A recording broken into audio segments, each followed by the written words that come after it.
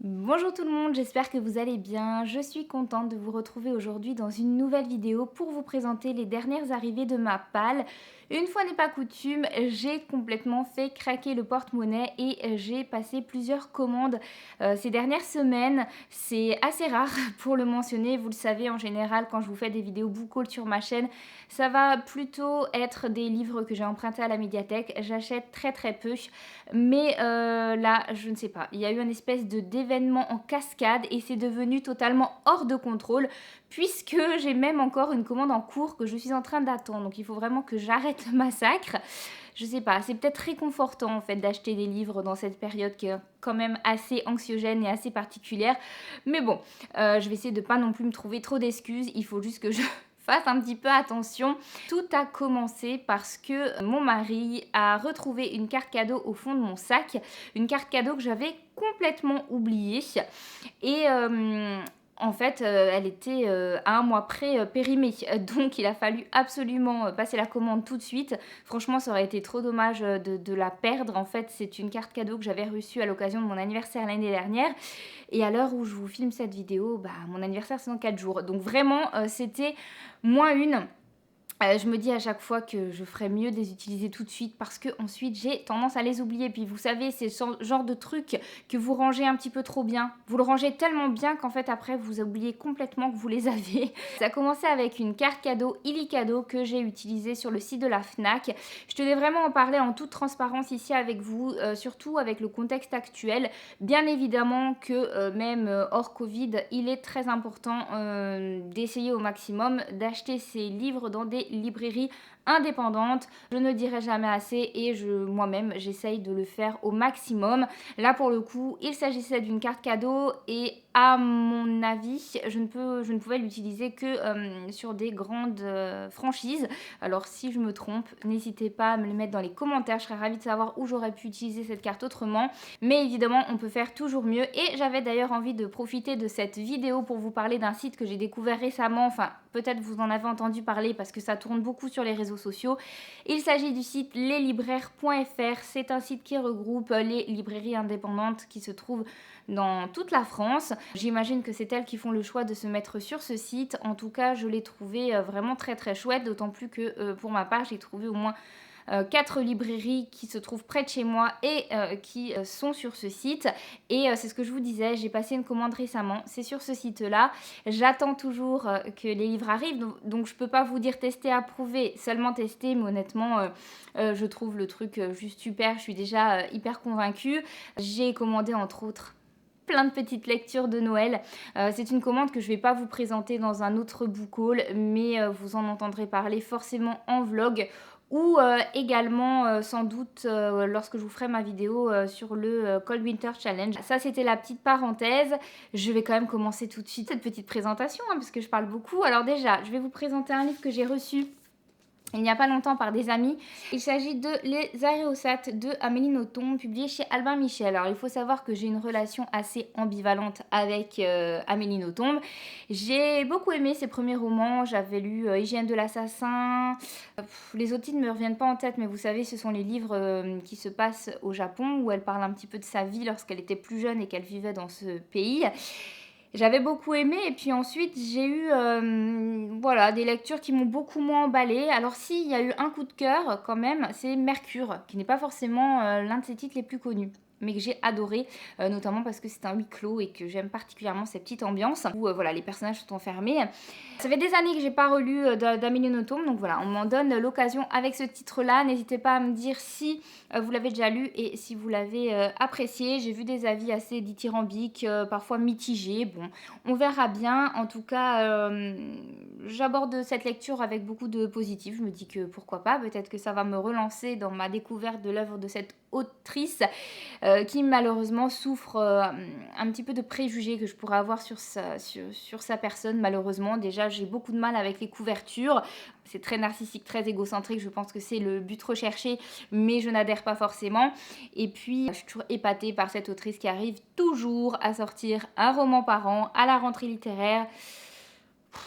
Moi, ça me lasse un peu, on va pas se le cacher. Mais je vais tenter avec ce livre je ne l'aurais pas acheté de moi-même. On m'en a donné l'occasion. Je voulais également vous présenter rapidement ce livre, mais je vous l'ai déjà montré en vlog pour ceux qui regardent mes vlogs. Il s'agit de La 9e maison de Leigh Bardugo, publié chez De Saxus. Vous savez mon amour pour Leigh Bardugo et ses romans de fantasy plutôt ado. Je vous en parle en long, en large, en travers dans mes vidéos. Et donc je suis absolument ravie de la découvrir dans un tout autre registre et dans un style sans doute plus adulte. J'ai évidemment craqué pour la version hardback. Je ne pouvais pas faire autrement. J'ai bien cru qu'elle allait m'échapper parce que vraiment, c'était pas loin d'être déjà épuisé quand je l'ai commandé. Je pense que je me le garderai pour le Pumpkin Nut Challenge de l'année prochaine. Sauf si je craque avant. On verra bien. Et donc je passe à ma fameuse commande que j'ai passée grâce à ma carte Illicado.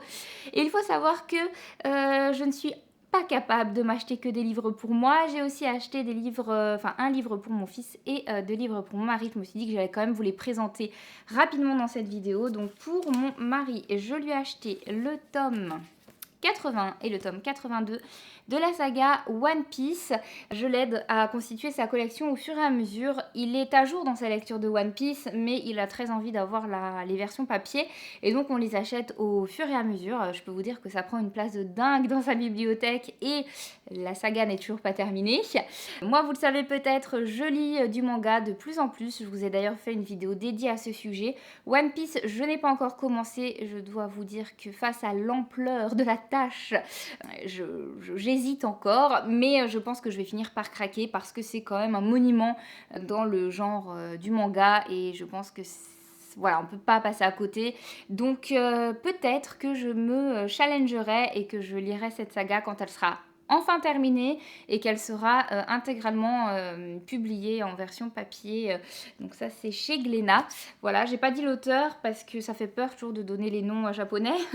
Eiichiro Oda. Donc bon, c'est que 2 tomes de plus, hein. On a encore du boulot pour qu'il ait tout. Mais on avance. Et pour mon fils, j'ai aussi pris une bande dessinée. Il s'agit de Petit Poilu, La forêt des ombres. Donc c'est écrit par Pierre Bailly, illustré par Céline Frépon. Et c'est publié chez Delcourt, il me semble. Ah, c'est pas marqué sur la couverture. Et non, raté, Dupuis. Alors, Petit Poilu, c'est une bande dessinée que mon fils adore. Je connaissais bien cette saga parce que je l'ai achetée à la médiathèque où je travaille, mais c'est vrai que j'avais pas eu le réflexe forcément d'en emprunter pour mon fils. Et c'est une très bonne amie à moi qui travaille dans une librairie spécialisée en bande dessinée manga qui lui a offert donc sa première BD Petit Poilu et depuis on essaye d'étoffer sa collection au fur et à mesure parce que vraiment il adore et je ne peux que vous la conseiller. C'est vraiment une BD qui est idéale en fait pour découvrir le genre justement et la particularité qu'elle a c'est qu'elle est sans texte donc elle convient très bien aux enfants qui ne savent pas encore lire tout seul. Les dessins sont faits de telle sorte à ce qu'on comprend très bien ce qu'il se passe et c'est vraiment chouette pour l'enfant s'il a envie de lire par lui-même. Honnêtement avec mon fils on lit souvent ensemble, hein. Ça veut pas dire qu'on se débarrasse de son enfant, on se dit c'est bon il va pouvoir lire tout seul, va être tranquille. Enfin on peut aussi et puis mon fils souvent a des périodes où il aime lire dans sa chambre tranquille juste lui avec lui-même, mais il y a aussi vraiment beaucoup de moments où on lit tous les deux et donc cette BD n'empêche pas en fait qu'on lise ensemble, c'est même plutôt rigolo parce qu'il va tendance à me raconter l'histoire, les rôles sont inversés et c'est plutôt chouette. C'est une bande dessinée où en général il y a une petite morale à la fin. Si vous avez peur que quelque chose vous ait un petit peu échappé, il y a toujours voilà, le petit encart ici pour vous raconter en gros l'histoire. Et ensuite ici vous avez des petits questionnements en fait qui vont vous permettre d'échanger avec votre enfant pour voir s'il a bien compris et puis pour aborder un sujet pourquoi pas important. Donc voilà, j'aime vraiment beaucoup et je vous conseille si vous avez envie d'initier votre enfant à la bande dessinée, n'hésitez pas. Je rappelle que lire de la bande dessinée, c'est de la lecture et que lire un livre sans texte, c'est de la lecture aussi. Voilà, c'est la bibliothécaire qui parle. Parce que le nombre de parents qui viennent me voir en me disant oh, mon enfant ne lit pas. Ah bon, il lit pas? Bah non, il lit que des BD. Oui, donc il lit. Mais alors en plus, une BD sans texte, je vous dis pas. Mais si, je vous jure, c'est de la lecture. Ensuite, qu'est-ce que j'ai quand même commandé pour moi? Alors, tout d'abord, je me suis prise une suite de sagas. Je me suis pris La Conférence des oiseaux, qui est le 5e tome de la saga Miss Peregrine et les enfants particuliers, donc écrit par Ransom Riggs et publié chez Bayard. J'ai lu la première trilogie que j'ai adorée. J'ai lu durant le Pumpkin Nut Challenge le one-shot un petit peu bonus qui s'appelle Conte des particuliers. Et donc il me reste à entamer ce second cycle. J'ai déjà le tome 4 dans ma palle, voici le tome 5. Je prends un petit peu d'avance dans mes achats, mais au moins si j'aurais envie de les... Si j'avais envie de les enchaîner, je pourrais. J'adore. Je suis absolument comblée d'avoir cette saga dans ma bibliothèque parce que vraiment, c'est des livres qui sont juste magnifiques. Et c'est une saga que je vous conseille. Je vous en ai aussi parlé 1000 fois. Qu'est-ce que j'ai acheté d'autre? Un livre que j'ai déjà lu et dont je vous ai parlé il n'y a pas si longtemps que ça, Watership Down de Richard Adams, qui est cette histoire qui met en scène des lapins, mais qui n'est pas si enfantine que ça. J'avais emprunté en fait le livre à la médiathèque où je travaille, qui avait pour le coup une couverture un petit peu plus jeunesse, je trouve, dans sa façon d'être présentée. Et qui était un grand format.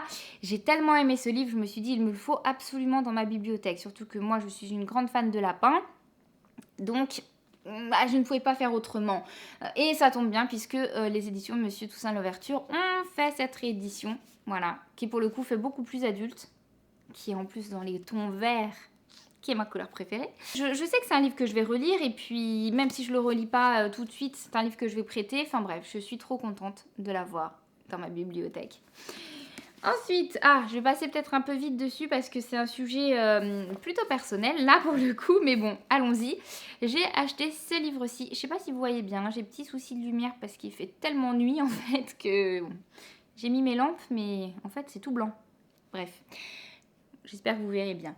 On fait au mieux en tout cas. Il s'agit de Le Tarot créatif, libérez votre plein potentiel grâce à la symbolique du tarot. C'est écrit par Nathalie Hanot et c'est publié chez Le Jour. C'est un livre que j'ai découvert grâce au compte Instagram de Mélodie Miroir. C'est un livre en fait qui vous permet de créer vous-même vos cartes du tarot pour pouvoir ensuite les tirer si vous en avez envie ou pas. C'est une démarche qui est avant tout artistique, mais voilà, qui va aussi entraîner le côté un petit peu ésotérique de la chose. J'en parle jamais ici parce que ce n'est pas le propos. Mais c'est quelque chose qui m'a toujours parlé, j'ai déjà tiré les cartes, ça fait très longtemps que je ne l'ai plus fait, j'avais envie de m'y remettre, je cherchais à m'acheter en fait un nouveau jeu de tarot et finalement je me suis dit que j'allais le faire moi-même. Ça risque de me prendre un petit peu de temps, mais je suis super contente parce que c'est une autre manière d'aborder en fait le tirage de cartes. Et donc, écoutez, on va voir ce que ça va donner. En tout cas, je vous invite à aller voir le compte de Mélodie Miroir puisqu'elle a partagé les cartes qu'elle a fabriquées. Et franchement, ça donne trop envie en fait, tout simplement. Même quand on ne croit pas à ces choses-là, son compte est super intéressant puisqu'elle aborde aussi l'art journal. Je vous en avais parlé d'ailleurs en vidéo vlog. Et oui, elle donne envie de se relancer dans une activité créative en fait. Et on va dire que le premier confinement m'a permis de rebasculer un petit peu là-dedans. Et ça me fait beaucoup de bien en fait de sortir mes crayons et de gribouiller des trucs. On va dire ça comme ça. Voilà pour ma commande avec ma carte cadeau. Je vais les enlever parce qu'en fait, voilà, ça commence à se cumuler sur mes genoux. Alors, ensuite... J'étais sur le site de la FNAC et je me suis dit que j'allais aussi en profiter pour passer une commande de livres d'occasion. Deux raisons. La première, un livre que j'ai envie depuis très longtemps d'avoir, enfin, de lire surtout, que je ne trouve pas dans les médiathèques du réseau où je travaille et qui n'est plus édité. Donc pas le choix, obligé de l'acheter en occasion. Et deuxième raison, écoutez, j'avais envie de tester l'achat de livres d'occasion via Momox. Et donc bon, Momox est sur la plateforme de la FNAC, donc je suis passée par là. Pourquoi? Eh bien, si vous suivez mes vlogs, vous savez qu'à chaque fois que je fais du tri dans mes bibliothèques et que je me sépare de livres, mon premier réflexe, ça va être d'essayer de les vendre sur Momox. Vous n'allez pas en tirer des milliers et des cents, mais parfois il y a des bonnes surprises et dans tous les cas, ça vous fait une petite somme qui vous permet d'acheter de nouveaux livres. Donc voilà, moi j'aime bien faire ça. Ça permet aussi à ce que les livres aient une seconde vie. Bien évidemment, Momox ne prend pas tout et les autres vont aller soit en boîte à livres, soit chez des associations. Personnellement, je donne souvent mes livres chez Emmaüs. Mais du coup, je me suis dit que ça pouvait être sympa de voir en fait l'inverse, de commander sur Momox et de voir si les livres que je commande sont conformes à la description qui m'est donnée. Et donc j'ai acheté 4 livres. Oui, 4 livres chez Momox et je vous les présente tout de suite. Le premier, il s'agit de La dernière reine, Victoria 1819-1901 écrit par Philippe Alexandre et Béatrix de Laulnoy et donc publié chez Pocket. C'est un livre que j'avais envie d'acheter depuis super longtemps, mais ça me suffisait largement de l'avoir d'occasion. Il était présenté comme étant en très bon état et effectivement, franchement, il est très bien. J'aime bien lire des biographies et j'avais lu il y a quelques années la biographie de Sissi, ça m'avait vraiment passionnée et cette fois-ci j'avais envie de découvrir la vie de la reine Victoria. C'est un personnage de la monarchie britannique qui m'intéresse énormément déjà parce qu'on la croise beaucoup dans les romans de steampunk, parce que c'est une femme qui a eu un règne extrêmement long, surtout pour l'époque. J'ai aussi beaucoup aimé le film qui a été tiré de sa vie, qui doit sans doute être très... comment je sais pas s'il est très fidèle à la réalité, mais en tout cas, je l'ai adoré, surtout que j'adore l'actrice qui a interprété Victoria, qui est Emily Blunt. Je focalise un petit peu sur ce personnage historique, et je fangirl même, presque on pourrait dire. Et donc j'ai vraiment envie de tout savoir, donc j'ai acheté ce premier livre. Le deuxième livre que j'ai acheté d'occasion, il s'agit de La Terre des mensonges, le premier tome d'Anne Beragde, publié aux éditions 10-18. Je suis en train de me dire que ce livre, carrément, il pourrait rentrer dans ma pile à lire du Cold Winter Challenge. À voir. Alors ce livre, je l'ai découvert grâce à Margot Liseuse et voilà, elle me l'a vendu, clairement, j'avais envie de le lire. Il était dans ma wishlist depuis très longtemps. Je me suis dit que j'allais quand même acheter plusieurs livres d'occasion pour tester Momox. Alors hop, on y allait. Il était très bon état. Écoutez, c'est pas trop mal. La tranche est un petit peu pliée. On voit qu'il a été lu, hein, clairement. Il est un petit peu corné dans les coins. Mais sinon, rien à dire, je suis contente. Il n'est pas taché. Toutes les pages sont là. Non, je plaisante. Non, franchement, ça va. Mais vous allez voir, de toute façon, je suis contente de ma commande. J'ai pris ensuite Une saison à la petite boulangerie de Jenny Colgan, publiée chez Pocket. Alors, j'avais emprunté à la médiathèque le premier tome, qui est donc La petite boulangerie du bout du monde, que j'avais vraiment beaucoup aimé, peut-être pas un coup de cœur, mais une lecture très feel good qui fait beaucoup de bien. Et j'avais envie de lire la suite. Et stupeur, je ne sais pas pourquoi, dans le réseau où je travaille, ils ont le tome 1, ils ont le tome 3, ils n'ont pas le tome 2. Ça fait plusieurs fois que je dis à mes collègues, il faudrait peut-être l'acheter, c'est dommage. Alors, c'est pas dans la médiathèque où je travaille, c'est dans une autre médiathèque, hein. C'est pour ça que j'ai pas vraiment la main dessus. Bon, il se passe rien pour le moment, moi j'ai envie de lire la suite. J'ai voulu d'abord l'acheter en e-book, mais la différence de prix entre l'e-book et le papier était dérisoire, et dans ces cas-là, je vois pas l'intérêt de l'avoir en e-book en fait. Et donc j'ai pris le parti de l'acheter en occasion. Pareil, il est nickel. Et pour finir, et c'est le livre qui a fait que au départ j'ai fait cette commande, le voici, le voilà, le voici, le voilà, Secret d'une nuit d'été. Donc c'est le premier tome de la saga La Ronde des Saisons, écrit par Lisa Kleypas. Et c'est publié chez qui? Chez J'ai lu, dans la collection Aventure et Passion. Vous me connaissez, je ne suis pas du tout romance, mais encore une fois, Margot Liseuse m'a complètement vendu le truc. Et ça fait des années qu'elle en a parlé, je crois, parce que ça fait des années que j'ai envie de le lire et que je n'oublie pas ce titre. C'est incroyable, parce que vraiment la romance, allez savoir. Il n'est plus du tout édité et donc, écoutez, ça y est, j'ai craqué. Je n'ai quand même pris que le tome 1. Je me suis dit, on va voir ce que ça va donner. Et puis si ça se passe bien, j'achèterai la suite. Bon, une nuit d'été, hein, donc je ne le lirai peut-être pas tout de suite. Vous savez que j'ai ce truc de lire en fonction des saisons. Voilà, je suis d'accord, c'est un toc bizarre. Mais je crois que je suis pas la seule.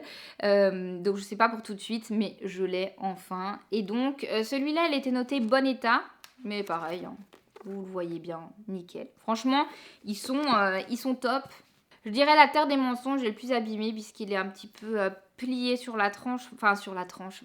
Non, ça c'est le dos. Le dos, la tranche, tout le monde se trompe, même moi je dis des bêtises. Écoutez, je suis très contente de ma commande. Elle est nickel et je repasserai par Momox pour acheter d'autres livres d'occasion puisque c'est une réussite. Je vais les poser là en dessous, hein. Pour finir, je vais quand même vous montrer rapidement, parce qu'encore une fois, ceux qui suivent mes vlogs les ont déjà vus. J'ai participé au Ulule pour la remise de prix du PLIB 2020. J'avais acheté 2 livres et je les ai reçus. Le premier, il s'agit de Oxygène, publié chez Snag, écrit par Johanna Marines. je ne sais jamais comment on prononce ce nom. Il va falloir que je lui demande pour finir, ce sera plus simple. Donc il s'agit d'un roman de science-fiction. C'est un monde assez futuriste qui ne vend pas du rêve puisqu'il y a une montée des eaux.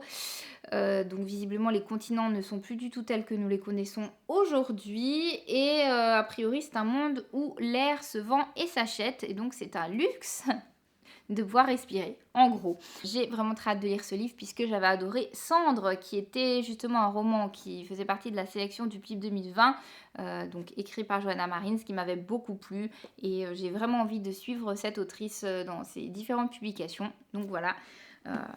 Le Ulule m'a permis d'acheter son nouveau livre et j'ai pris également celui-ci, Inconnu au bataillon pour moi, mais quand je l'ai vu, il m'a tout de suite tapé dans l'œil. La malédiction du perroquet de Marie Kneb, publié aux éditions Le Héron d'Argent.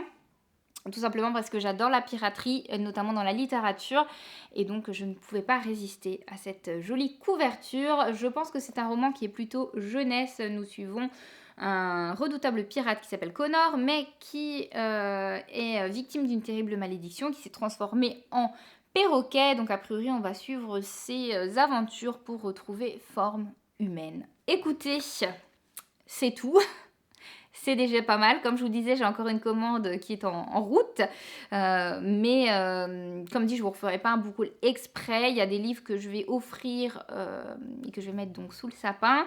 Et puis d'autres livres que je vais inclure au Cold Winter Challenge. Puisque vraiment, je me suis pris des petites romances de Noël. Mais je ne sais pas ce qui m'arrive. Parce que vraiment les romans c'est pas trop mon truc, mais pour le coup j'adore les films de Noël à l'eau de rose que vous pouvez avoir voilà, sur les chaînes publiques, à la télé ou sur Netflix. Et j'ai envie de retrouver cette petite ambiance également dans les livres. J'ai l'impression que j'ai vraiment besoin de ça en ce moment. Donc j'ai suivi mes envies, tout simplement. Bon, je vous en reparlerai de toute façon. J'espère que vous avez passé un bon moment avec moi pendant cette vidéo. N'hésitez pas à me mettre en commentaire quels sont les derniers livres que vous avez achetés, quelles sont vos dernières lectures coup de cœur. N'hésitez pas à me dire si vous allez participer au Cold Winter Challenge. On en a beaucoup parlé dans cette vidéo. Et puis bah écoutez, je vous souhaite de très très belles lectures et je vous dis à très bientôt pour une prochaine vidéo. Bye bye!